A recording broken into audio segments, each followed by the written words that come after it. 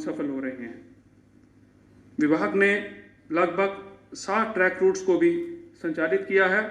ये टूरिज्म को बढ़ावा देने में आने वाले वर्षों में एक बहुत उपयोगी साबित होंगे। वन से जल, जल से जीवन के सिद्धांतों को केंद्र में रखते हुए वन्य क्षेत्रों के बाहर भी लगभग 3000 से ज़्यादा तालाबों, झरनों और झीलों को ज़रूरतानुसार पुनः विकसित एवं पुनर्जीवित किया जा रहा है। इस कार्य को अमल में लाने के लिए विभागीय राशि के अलावा मुख्यतः मनरेगा के तहत कन्वर्जेंस की प्रणाली का उपयोग किया जा रहा है। कन्वर्जेंस की प्रणाली को उपयोग में लाने के लिए विभाग ने वृक्षारोपण, फायर लाइन्स, जल स्रोतों का विकास व संरक्षण, वनों में ब्राइडल पाथ इत्यादि को विकसित करने के लिए एक महत्वाकांक्षी पहलकदमी की है। इससे जनमानस तो लाभान्वित होंगे ही, विभाग और नागरिकों का रिश्ता भी और सुदृढ़ होगा। वनों से रोजगार के साधन तलाशे जा रहे हैं। इसी कड़ी में सर भरपूर मात्रा में उपलब्ध पाइन नीडल, जो कि जंगलों में आगजनी का एक मुख्य कारण बनती थी, विभाग ने एक अनूठा उपयोग किया है। पाइन नीडल से कोयला, ब्रिकेट्स एवं उपयोग में आने वाले सामान को सेल्फ हेल्प ग्रुप्स के सहयोग से विकसित किया जा रहा है। इसका नमूना अभी आपने सर, जब आप यहाँ पधारे तो आपने देखा, राजौरी जिले से शुरू हुए इस छोटे से प्रयोग को दूसरे क्षेत्रों में भी उत्साहपूर्वक अपनाया जा रहा है। महत्वपूर्ण बात है वो जम्मू के 4 फीडर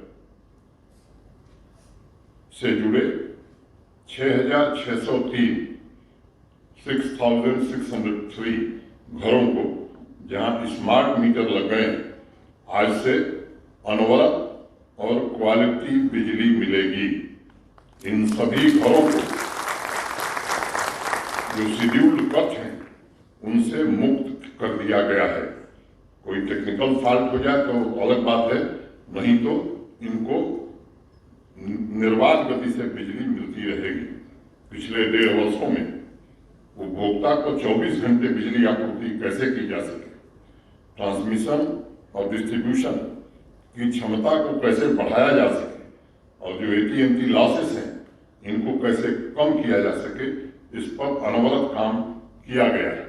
आप सबको मालूम है कि 6000 करोड़ रुपए की बिजली हम खरीदते हैं और लगभग 2600 करोड़ रुपए रेवेन्यू अर्जित करते हैं। यानी हर साल ये मोटे तौर पर 3400 करोड़ रुपए का घाटा हो रहा है। हर उपभोक्ता चाहता है उसे 24 घंटे बिजली मिले, लेकिन आप खुद सोचिए, पिछले अनेक वर्षों में न तो बिजली की क्षमता बढ़ाने का प्रयास हुआ, न ही ट्रांसमिशन डिस्ट्रीब्यूशन की क्षमता को मजबूत करने का। इसलिए ये निर्णय लिया गया है कि जिन घरों में भी मीटर लगे हुए हैं उन घरों को 24/7 क्वालिटी पावर उपलब्ध कराना, ये हमारी जिम्मेदारी है। जम्मू के ऐसे 4 फीडर, वनताला, रूपनगर 2, रूपनगर 3 और रूपनगर 4, जिनसे 6,603 घरों में आज से ये सुविधा शुरू की जा रही है। मुझे पता है कि ज्यादातर उपभोक्ता मीटर लगाना चाहते हैं, बिल देना चाहते हैं, और इसलिए मेरा सभी से अनुरोध है कि प्रशासन के इस अभियान में आप सहयोग करिए। ये व्यवस्था हम कश्मीर घाटी में भी लागू करने जा रहे हैं और इससे बिजली चोरी रोकने के साथ साथ अनइंटरप्टेड क्वालिटी पावर 24/7 की दिशा में एक महत्वपूर्ण कदम हम उठाने जा रहे हैं। और मैं आग्रह करूंगा कि आप सब इस अभियान में निश्चित रूप से हमारा सहयोग करें और नीतिगत रूप से मैं इसका पक्षधर हूं कि जो बिजली बिल पे कर रहा है उसे बिजली मिलनी ही चाहिए। भारी योगदान आप कर सकते हैं। मित्रों, जम्मू कश्मीर तेजी से विकास की राह पर अग्रसर है। इस परिदृश्य में विकास और पर्यावरण संरक्षण के बीच संतुलन सुनिश्चित करने में सबसे महत्वपूर्ण भूमिका आप ही लोगों की है। मुझे उम्मीद है कि फॉरेस्ट डिपार्टमेंट क्लाइमेट चेंज और पर्यावरण पर हो रहे प्रतिकूल प्रभावों को कम करने के लिए अपना प्रयास निरंतर आने वाले दिनों में बढ़ाएगा। मित्रों, जम्मू कश्मीर प्रशासन का प्रमुख उद्देश्य है कि प्रशासन लोगों के दरवाजे तक पहुंचे। इसलिए मैं आप सभी से निवेदन करूंगा कि फॉरेस्ट डिपार्टमेंट वनारोपण, तथा वनों के संरक्षण के कार्यक्रम में सक्रिय रूप से चुने हुए जनप्रतिनिधियों, ग्राम पंचायत और जमीनी स्तर के संस्थानों को अवश्य शामिल करें। ये प्राकृतिक संसाधन प्रबंधन में सहभागी शासन की दिशा में महत्वपूर्ण कदम साबित हो सकता है। प्रदूषण कम करना, जंगलों के अंधाधुंध दोहन को रोकना और अपने प्राकृतिक संसाधनों का संरक्षण सिर्फ सरकारी नहीं बल्कि सार्वजनिक लक्ष्य होना चाहिए। One beat guard, one village की पहल की भी मैं सराहना करता हूं जो आप सबने शुरू किया था। ये फॉरेस्ट कवर को बढ़ाने और जल संरक्षण के प्रयासों में एक मजबूत साझेदार साबित हो रहा है। शहरों में आपके जो भी कार्यक्रम हो रहे हैं, आपने पहले से स्थानीय निकायों, शैक्षिक संस्थानों, गैर सरकारी संगठनों को शामिल किया है। इसे आगे और बढ़ाने की आवश्यकता है ताकि शहरी क्षेत्रों में वायु और ध्वनि प्रदूषण को हम कम कर सकें। मैं चाहता हूं कि पूरा जम्मू कश्मीर इस बात से अवगत हो कि एक तरफा विकास कभी भी सफल नहीं हुआ। पर्यावरण तथा विकास एक दूसरे के पूरक हैं, इसलिए एक के बगैर दूसरे का अस्तित्व संभव नहीं है।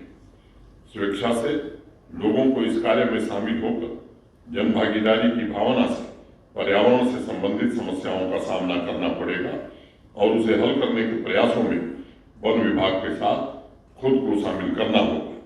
मुझे उम्मीद है कि जम्मू कश्मीर में पर्यावरण संरक्षण को एक जन आंदोलन का रूप दिया जा सकता है। हमारे बच्चों को, आने वाली पीढ़ियों को जंगल, नदियों तथा प्रकृति का लगातार संरक्षण मिलता रहे, इस पर हम सबको मिलकर के अनवरत काम करने की आवश्यकता है।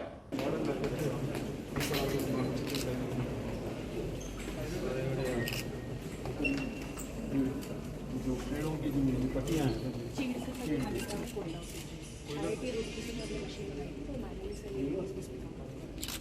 50 मशीन इस बार रखी है सर, गाँव देहात में 5 अभी कर रही है।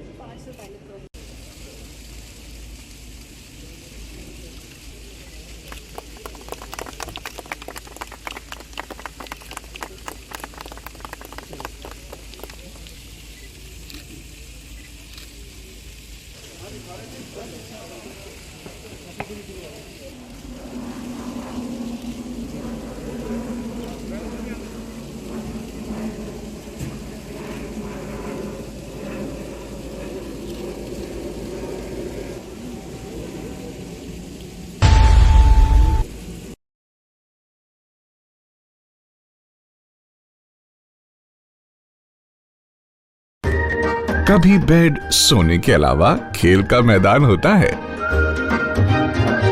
खाने की मेज पर खाने के अलावा अपनों का साथ होता है। जहां सोफे पर पूरा परिवार एक साथ दिखता है। आईने के सामने श्रृंगार के साथ कभी कभी प्यार होता है। इसीलिए तो हम कहते हैं कि एक मकान घर तब बनता है जब वो KS फर्नीचर से सजता है।